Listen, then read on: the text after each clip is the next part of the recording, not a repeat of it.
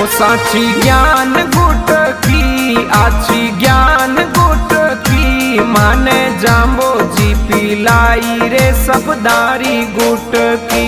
माने जाम्बो जी पिलाई रे सबदारी गुटकी।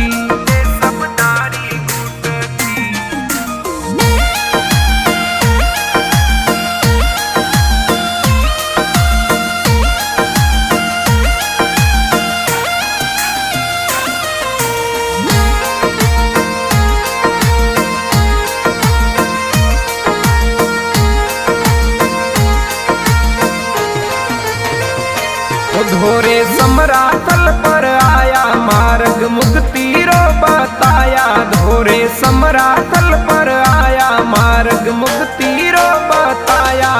मने प्रेम सू पिलाई रे आपाल गुट